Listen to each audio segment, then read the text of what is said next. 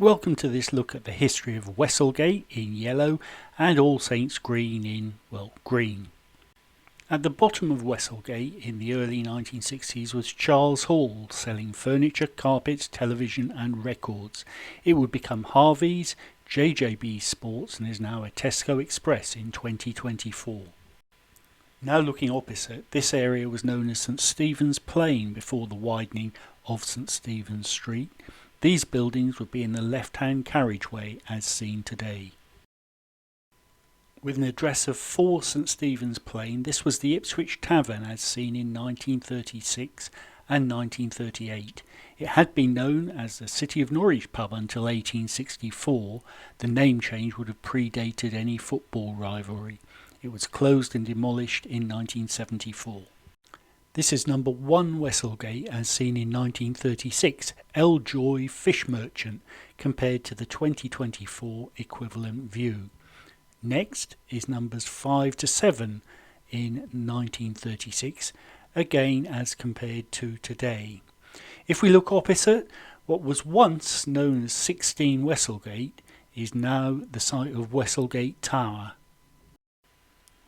Number 18 Westlegate would be the other side of Westlegate Tower.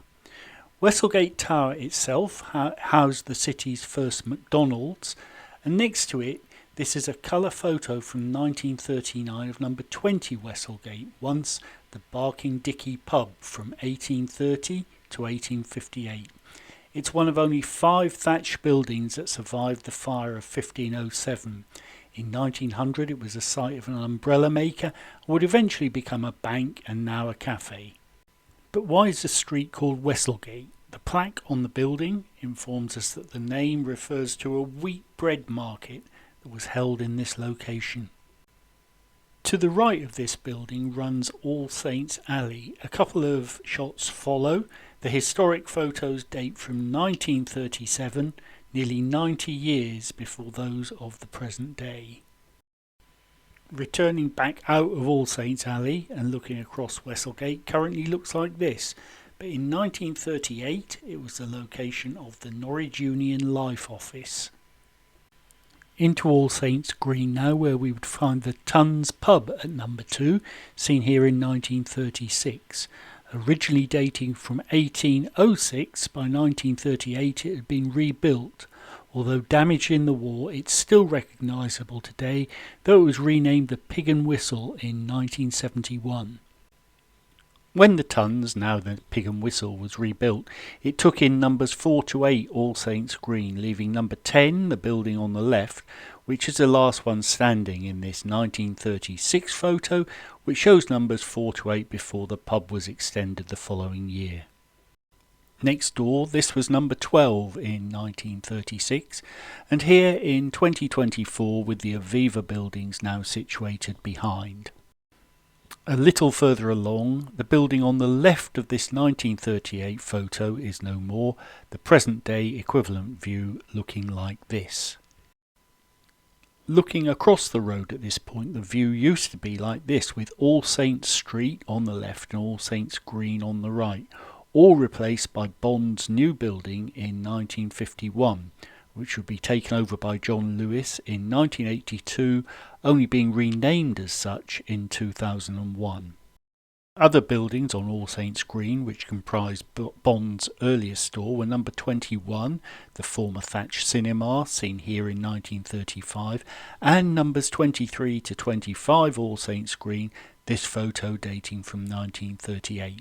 The 2024 equivalent view looks like this. This is the 1936 view of numbers 33 to 35 All Saints Green compared to 1967 and compared again to 2024. In the 1950s this was the home of the BBC. Numbers 37 to 39 All Saints Green, seen here in 1967, date originally to the 17th century and are compared to the present day equivalent. In the gap between numbers 39 and 41 was Surrey Cottage, seen here boarded up in 1985. This is number 41, a residence when this photo was taken in 1936, which would later be converted to offices. This is the 1939 view of numbers 43 and 45, also in a 2024 equivalent, and as seen from the opposite direction in 1967. Let's pick up where we left off on the other side of All Saints Green. This was number 20 All Saints Green in 1938. It was once the home of Robert Bond, founder of Bond's store. It no longer exists, its location currently looking like this. Nearby, this was the Carlton Cinema in 1935, opened in 1932 and closing as the Gaumont in 1973, before becoming a bingo club and subsequently replaced by student accommodation. Next door is another Norwich Union Aviva building, known as the Crescent, seen here in 1962, with this a 2024 equivalent. Crossing Surrey Street, this is now Ivory House, which has been used for adult education and as an artillery barracks, with its current use being residential.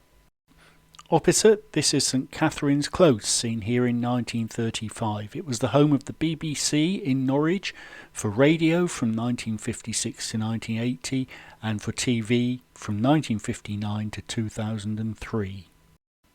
Finally, we look back at the church which gives its name to All Saints Green. This is 1931.